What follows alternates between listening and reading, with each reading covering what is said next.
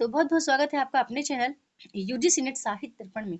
तो फ्रेंड, जैसे कि पता है कि इस चैनल के माध्यम से हम नेट 11 से टीजीटी पीजी की तैयारी करते हैं। फ्रेंड्स, ये क्लास यूजीसी नेट को लेकर विशेष तौर पर है। कई मित्रों ने कहा है कि मैम अपने नोट्स दिखाएं, आप कैसे बनाए हैं। तो मैं आपको बता दूं कि मैं नोट्स का कुछ आपको फ्रेश दिखाना चाहूँगी, कैसे आपको नोट्स बनाना है। फ्रेंड्स, एक बात याद रखना, नोट्स बनाते समय पूरी किताब को आप अपने शॉर्ट नोट्स में नहीं छापना है ना, कि आप पूरी किताब को छाप कर रख दें। मैं अक्सर ही कहती हूँ कि यदि जहाँ पर आपको 100 शब्दों का कोई नोट्स बनाना है, 100 शब्दों का आपने पेज पढ़ा और उस 100 शब्द को आपको 20 शब्द में या 50 शब्द में लिख कर रख देना है, वही आपका शॉर्ट नोट्स होगा। एक बात और कहना चाहूँगी, बहुत इंपॉर्टेंट है आपके लिए कि तथ्य स्मृति पटल पर रहें। जितना ज़्यादा चीज़ें आपको याद रहेंगी वही परीक्षा में काम आएंगी, क्योंकि जितना सोच सोच कर लिखेंगे ना, तो वो कहीं ना कहीं आपका समय व्यर्थ जाएगा। लेकिन जो चीज़ें बिल्कुल परफेक्ट याद हैं, परीक्षा में 1 सेकंड नहीं लगेगा, प्रश्न सामने आया, ऑप्शन बिना देखे बगैर ही आप उत्तर का चयन कर लेंगे। तो वही चीज़ आपको करनी है। नोट्स के तौर पर हमें, मतलब यहाँ पर मैंने क्रम से ही रखा है सबको कि क्या चीज़ें हैं। जैसे मैंने यहाँ पर धनपाल 10वीं सदी भविष्य कहा, भविष्य कथा एक बन्नी की कहानी है। कुछ इंपॉर्टेंट जैसे अणय कुमार चरियु तो नाग कुमार चरियु जसहर चरियु, क्या चीज़ें हैं इसका मतलब थोड़ा सा विषय मैंने यहाँ पर डाल दिया था। और कुछ इंपॉर्टेंट तथ्य हमने अपने नोट्स में प्रोवाइड किए हैं। बताना चाहूँगी कि हमने यहाँ पर काल विभाजन, ठीक है, आदिकाल का काल विभाजन इसलिए समाहित नहीं किया स्टार्ट में, क्योंकि हमारा एक अलग पीडीएफ है जहाँ पर हमने काल विभाजन आदिकाल का नामकरण रखा है। और साथ ही साथ वहीं पर आदिकालीन जो हमारा हिंदी साहित्य का लेखन प्रारंभ होता है, उनकी कुछ महत्वपूर्ण रचनाओं को मर्ज किया हुआ है साथ में, उसका एक अलग पीडीएफ है। इसको हम देख लेते हैं। तो मैंने कहा कि इम्पोर्टेंट ही आप यहाँ पर समाहित करें। पूरी किताब को छापने की आवश्यकता फ्रेंड्स नहीं है। आदिकाल का ऐसा कोई टॉपिक नहीं जिसको मैंने छोड़ा हो यहाँ पर। और साथ ही साथ एक प्लस पॉइंट ये है कि इसके जस्ट नीचे मैंने 50 प्रश्न भी प्रोवाइड किए हैं। वो 50 सेलेक्टेड प्रश्न है, ठीक है, जो कि परीक्षा में जहाँ से प्रश्न बनते ही बनते हैं, है ना। तो इस तरह नोट्स आपको भी बनाना है।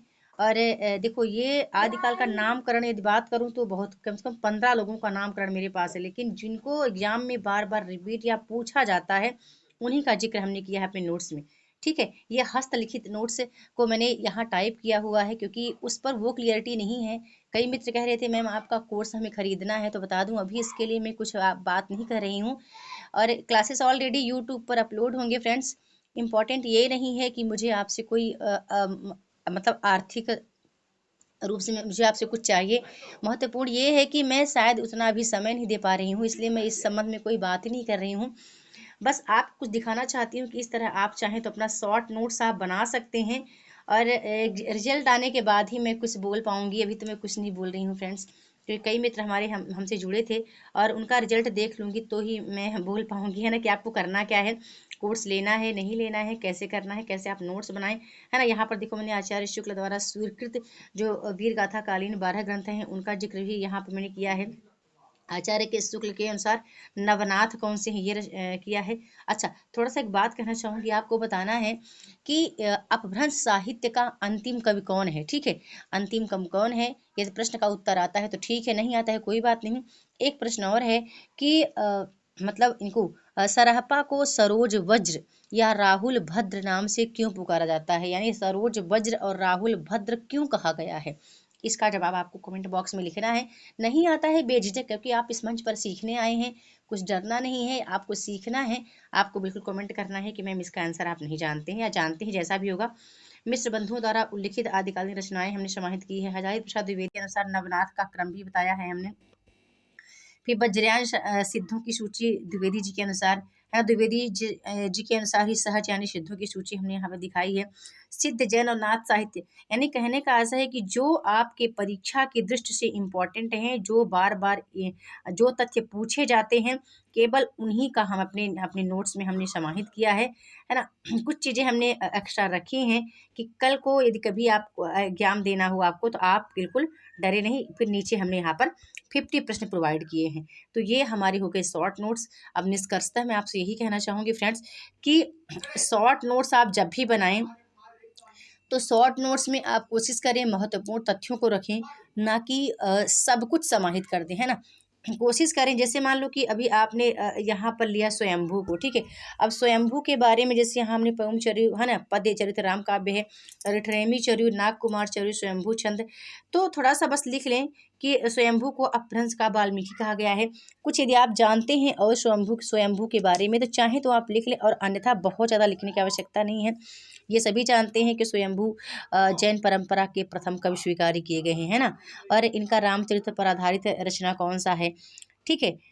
तो ये बस कुछ शॉर्ट नोट्स ही आपको तैयार करने हैं, ज़्यादा लिखने की आवश्यकता नहीं है।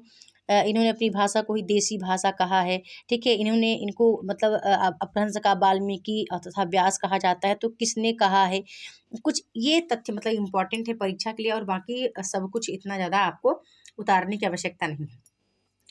तो शॉर्ट नोट्स बता दूँ, इसी तरह मैंने, ठीक है, इसी तरह मैंने भक्ति काल का लिया, मैंने रीति काल का लिया, इन सब के जस्ट नीचे आपको 100 प्रश्न, ठीक है, यहाँ मैंने 50 प्रश्न प्रोवाइड किए हैं। कोशिश करूँगी यदि मैं मेरा कोई नया बैच स्टार्ट करती हूँ यदि मैं, तो इसके जस्ट नीचे मैं कोशिश यही है कि 100 प्रश्न आपको विथ आंसर में प्रोवाइड करूँ। इसी तरह मैंने रीति काल को बनाया है, आधुनिक काल का इसी तरह मैंने वर्णन किया है। तो यदि इतने नोट्स से इतना ही आप पढ़ते हैं, परीक्षोपयोगी ही तथ्य हमने यहाँ रखे हैं फ्रेंड्स, मैंने पूरी पुस्तक को उतारा नहीं है, क्योंकि पूरी पुस्तक को याद रखना देखो पॉसिबल नहीं है। यही वजह होती है कि परीक्षा में आज मैं 3-4 दिन से देख रही हूँ, इतने कमेंट आ रहे हैं कि मैम हमने 4 बार एग्जाम दिया, हमने 3 बार एग्जाम दिया, हमारा नहीं हो पा रहा है, किसी कारण बस हमारा ये पेपर रुक जाता है या वो पेपर रुक जाता है। उसकी वजह यही है कि आपने जो नोट्स बनाए हैं, कहीं ना कहीं आपने महत्वपूर्ण तथ्यों को नहीं रखा है। आपने या तो पूरी किताब को पढ़ने की कोशिश की है, या फिर आपने नोट्स सही तरीके से नहीं बनाए, या फिर आपका मार्गदर्शक जो है वो आपको सही मार्गदर्शन नहीं दे रहा, ठीक है। तो कहने का ऐसे हुआ कि इस तरह आप नोट्स बनाएंगे तो बहुत मतलब आपको सहूलियत मिलेगी, और आप फर्स्ट अटैम्प्ट में यानी केवल 6 मंथ भी तैयारी करके आप एग्जाम को अच्छे तरीके से क्वालिफाई कर सकते हैं फ्रेंड्स, है ना। तो बस यही बताना था, क्योंकि कई मित्र बार बार कमेंट कर रहे हैं मैम कि आपके नोट्स कैसे आपने बनाए हैं। हमने कई बार लाइव अपने हस्तलिखित नोट्स भी आपको बताए थे, लेकिन मैंने यहाँ पर हमारा टाइपिंग है, स्वयं हिंदी से टाइपिंग हमने यहाँ पे किया है, तो मैंने कहा चलो मैं इसको आपको दिखाती हूँ कि किस तरह आपको अपना नोट्स तैयार रखना है, तैयार करना है। और सभी टॉपिक का यदि आप चाहते हैं कि मैं यूनिट 1 का, ठीक है, इकाई 1 का भी नोट्स आपको दिखाऊं कि आपको कैसे तैयार करना है इकाई 1, तो आप सबको कमेंट करना है, ठीक है। सभी मित्र कमेंट करके बताएंगे हिंदी भाषा और उसका विकास, यानी हिंदी की ऐतिहासिक पृष्ठभूमि आपकी के नोट्स कैसे बनाने हैं, हिंदी का भौगोलिक विस्तार कहाँ से लिखना है, क्या क्या लिखना है, हिंदी का भाषिक स्वरूप आपको कैसे लिखना है ना, हिंदी भाषा का प्रयोग के अनुसार आपको क्या क्या चीज़ें रखनी है, क्या नहीं रखनी है, क्या महत्वपूर्ण है, तो उसका शॉर्ट नोट्स अभी मैं आपको दिखा दूंगी, पर आपके कमेंट पर आपको यदि, क्योंकि कई मित्र हैं जो कि न्यू मुझसे जुड़ रहे हैं, बाकी हमारे सभी दोस्त पुराने ही हैं, वो ऑलरेडी यूजी सेट का पेपर दे चुके हैं। तो मैं चाहती हूँ कि जो लोग नए जुड़ रहे हैं तो वो उसको देखें और उस तरह अपनी तैयारी को प्रारंभ करें, है ना। उस तरह आप नोट्स बनाएं। नोट्स बनाना फ्रेंड्स इंपॉर्टेंट है, क्योंकि नोट्स देखो आपको बनाना पड़ेगा, क्योंकि यदि आप चाहते हो कि एग्जाम क्वालिफाई 6 मंथ में या फर्स्ट अटैम्प्ट में हो, तो बेहतर नोट्स बनाएं और ऑथेंटिक पुस्तकों का चयन करें। साथ में ओल्ड क्वेश्चन पेपर में कोशिश करूंगी कि इसके साथ ही मैं मर्ज करूं, है ना, हर टॉपिक के साथ मर्ज करूं। मैंने यहाँ पर एक्सेप्टेड प्रश्नोत्तरी ही रखे हैं, सेलेक्टेड प्रश्नोत्तरी रखे हैं, कि जो जहाँ से यदि इनको आप सॉल्व करते हैं तो परीक्षा वाले प्रश्न ऑलरेडी कहीं ना कहीं मतलब आपके इस यहीं से मैच करके प्रश्न बनते हैं, तो उसको आप जरूर सॉल्व कर पाएंगे। तो बस इतना ही कहना था। और आप चाहें तो आप बता सकते हैं कि आप एग्जाम का कौन सा अटैम्प्ट देने वाले हैं, या आप पहली बार तैयारी कर रहे हैं, या आपके पास ऑथेंटिक पुस्तकें नहीं हैं, या आपको प्रीवियस क्वेश्चन पेपर कहीं से नहीं मिल रहे हैं।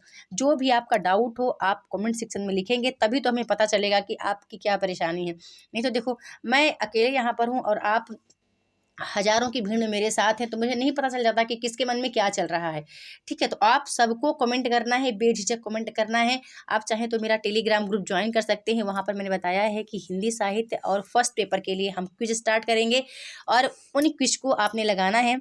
आज मैंने पोल वोटिंग भी मांग ली है कि किसको क्या प्राप्त करना है मेरे टेलीग्राम ग्रुप से, है ना। तो और मैंने ऑलरेडी कई बार व्हाट्सएप नंबर भी अपना दिया है कि आपको ज़्यादा कोई परेशानी है तो आप कॉल करके बात कर सकते हैं, पूछ सकते हैं कि पुस्तकें कौन सी परचेस करें या फिर नोट्स कहाँ से बनाना है, क्या कैसा है। तो बस यही बताना था फ्रेंड्स। इस तरह आप चाहें तो आप ऐसे नोट्स बना सकते हैं। उसके जस्ट नीचे हमने प्रीवियस ईयर क्वेश्चन रखे हैं और साथ ही साथ एक्सेप्टेड प्रश्न उत्तर भी रखे हैं। तो है ना, वीडियो आपको कैसी लगी, लाइक और कमेंट के माध्यम से अपना फीडबैक अवश्य करें। और आप बेल आइकन जरूर प्रेस करके रखें ताकि मेरी कोई भी क्लास मिस ना हो। वीडियो के साथ बने रहने के लिए बहुत बहुत धन्यवाद।